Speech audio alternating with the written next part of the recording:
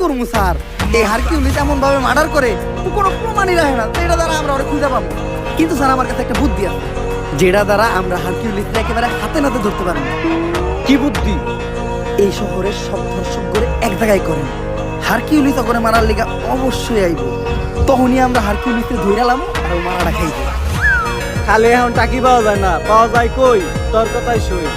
বরবাদ, তোর কথা মতো এই শহরের সব দর্শক করে নিয়ে আইছি। স্যার ওগুলো বাইরে রাখাটা সেফ না। হারকিউলিস যে কোনো সময় ওগুলো উপরে হামলা করতে পারে, এক এক করে ওগো সবাই পিছের গোডাউনে ঢুকানোর ব্যবস্থা করে।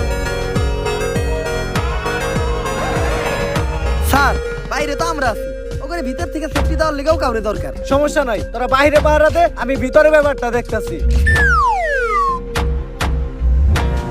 স্যার শেষবারের মতো একটা কথা শুনে রাখেন, পাপির দেহ পোকায় খায়, ধর্ষকদের ঠাই হবে না এই বাংলা।